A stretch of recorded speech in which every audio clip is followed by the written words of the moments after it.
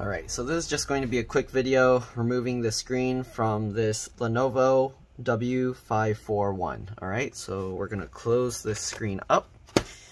Okay, and actually I can do a quick showing of what's under these covers as well. Let's go ahead and remove these screws. These are PH1 or JS1 screws. Okay, so let's go ahead and take these two screws out. If you want to be extra safe, you can actually disconnect the battery first. Just pull these two tabs to the side, and then you can actually pull the battery out. They actually stay locked in the open position. Alright, so let's go ahead and pop this cover off after removing the screws. Here you can see 2.5-inch SATA hard drive. So there's one screw holding this in place. You can take that one screw out, and then you can actually slide the hard drive back. I like to use the outer edges here and then just pull it back if I can. Actually, it looks like this holds it in, so we do have to lift this up slightly as we pull it back. So pull that up, and then you can go ahead and slide this back just like that. 2.5-inch SATA hard drive. These just pop out. There's no screws. It's held in place with just the plastic nubs. And yeah, you can upgrade it to an SSD. If you want to see how to clone your hard drive to do that, just send a comment below, post a comment below, and I will send you that link. Otherwise, you can find it in my general playlist, in my video playlist. Alright, the CPU on this model does seem to be removable. I don't know how far it can be upgraded. Sometimes the BIOS will prevent it, but usually it's within the same generation, should be okay. Alright, we're going to pull the RAM out just to take a look. So you pull those two tabs to the sides, and you can see it here. I'm not doing any close zoom in because the customer is waiting outside and needs their computer back quick. 8 gig PC3L 12800S. So this is actually an older model. Alright. Yeah, on the newer ones, they don't make removable RAM or hard drives. There's also a water drainage hole, so if you spill stuff in the keyboard, you don't want to flip this model over. You want to leave it with the keyboard right side up, so that way the water can drain through the bottom. If you flip it upside down, the water can actually go over out here, and that can be bad for your computer. Okay, anyways, we're going to put these screws back in and pop this cover back in. You have to put this bottom side of the cover in first. Basically the reverse of how you took it out. Okay, alright, so let's get that back in. I don't know why it has that gap like that, but it does. That's how it is. Okay, and I think this, we can't really change anything, but let's take the screw out and just see what it looks like. And we'll just pop this up. Okay, just like that. Pop this cover up. Oh, okay, you have the wireless card here, and then there's another slot here for the wide area network WAN card or whatever, and then you have this BIOS CMOS real-time clock battery as well. So if you wanted to replace the BIOS or CMOS battery, it's right there, very easy to access, and the wireless card very easy to access. This is actually a very nice designed laptop. All the new ones, they removed a lot of that easy repair replacement functionality, so it's kind of sad. But anyways, we're gonna now remove the screen.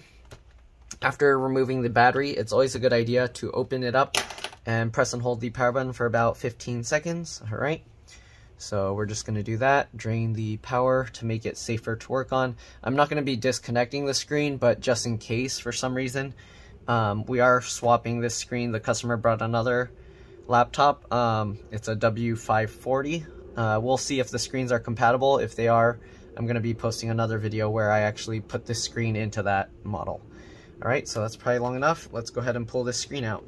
So these bezels, usually you can just pull them up from the center like this, and the clips will come out. I'm basically rotating the bezel like that, okay? And you can see the clips are coming out pretty easily.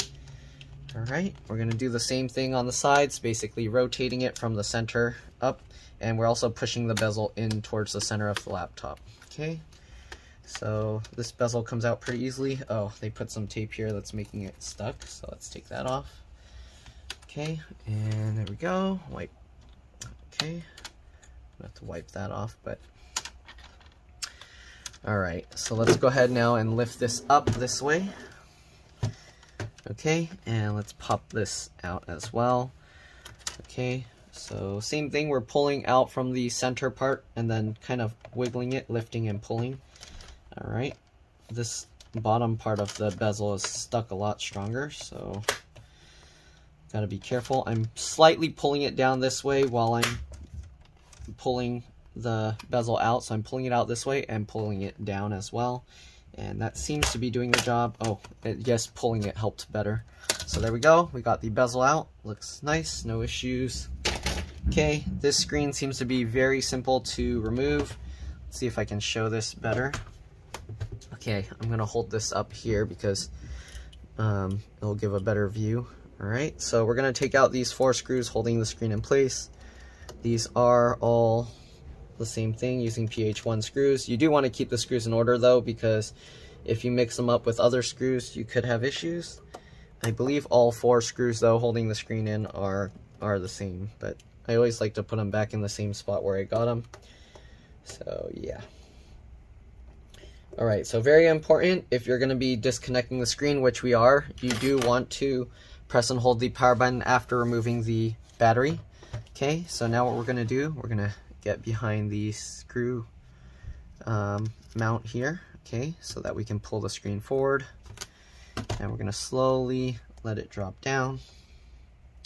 Okay, you want to be careful because you don't want to get this snagged on anything and then damage it.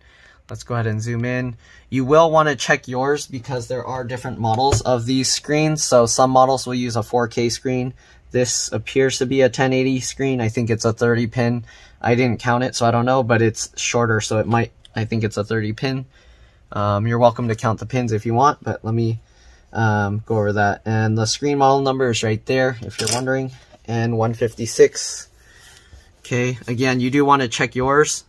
The 156 is the screen size, 15.6 inch, HGE-EA2, revision C1. Again, you do want to check your own screen. Don't just go based off of the model number of this laptop because there are lots of different configurations.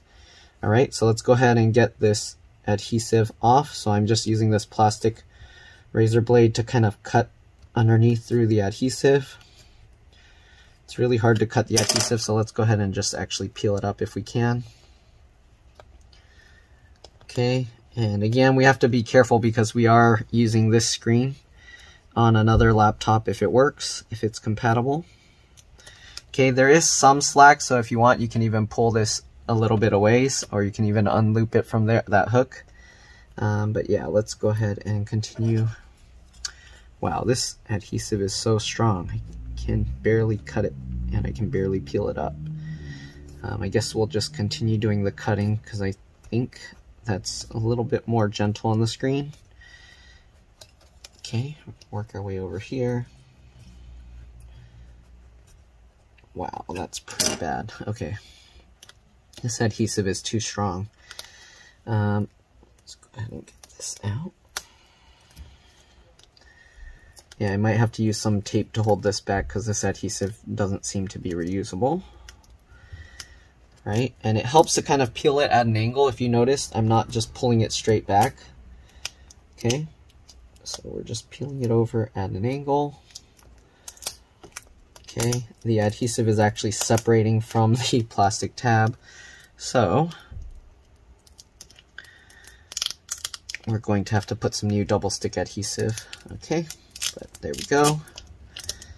All right, so we got that disconnected, or the adhesive separated. I'm gonna tear this part here so it's not sticking, and we'll just move that out of the way. Okay, and then what we're gonna do, it helps to use the wings of the connector. I use my thumbnails and then I push it back just like that. Okay, so we got the connector out, and now I'm going to have to get the other laptop to double check and swap it over, but it's not too bad to remove the screen, okay, on this model, as you can see. So I'm gonna go ahead and swap over the other screen. So I'll be back. I'm gonna have to, I guess I'll merge the video because I'm gonna put that one on the other one, and then this will be stitched together where I put it back together. All right, I'll see you guys in a bit. All right, so I'm back. It looks like the W541 screen worked on the W540, so we're gonna put this screen back into this W541. Since it at least works a little bit, so you just have to put like some pressure on the screen and then it comes back up. So let's go ahead and get this in place. All right, so the screen is compatible. I didn't count the pins, but I think it's a 30 pin. This is a full HD let me see, 1080p. If you can try and count the pins. You can count the pins on yours. This screen is pretty easy to get to. So, yeah, alright. Anyways, let's go ahead and stick this back down. Alright. Looks like it holds itself in place, so that's okay. If you want, you can add extra adhesive. Okay. Let me zoom in. Sorry, I didn't zoom in to put that. Then we're going to go ahead and get these cables back into these guiding plastic hooks. Okay. Just like that. Flip the screen up. Alright, I'm going to have to zoom out so you guys can see this. Let's zoom out here. Okay. So flip the screen back up. We're going to get all the 4 screws back into here. And we should be good to go. Alright, let's get the 4 screws back in.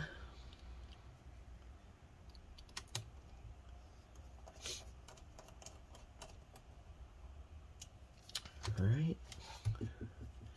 These models are very nice, very easy to work on, very easy to get to all the components.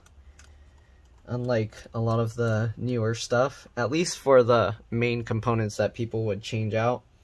If you do have to change the motherboard, it's quite a bit of work to get everything apart. But as far as getting to screen, hard drive, SSD, all that, is a very nice and easy to work on model. Okay, so let's go ahead and get the bezel back on. This one has no charge on it, so it doesn't turn on. So we don't need to plug it in to test it because the customer was just using this computer for parts. Alright, so we're going to now just get the bezel back into place. Let's tape it back out of the way.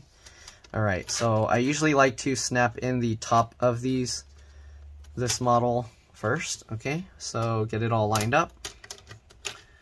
Okay, and then just click that all back into place. So you want to actually push on the top, which basically will cause the bezel to go forward how we were pulling it out, and then the clip just falls into place. Alright, so if it's having a hard time pushing it in, don't force it, just kind of help pull this up.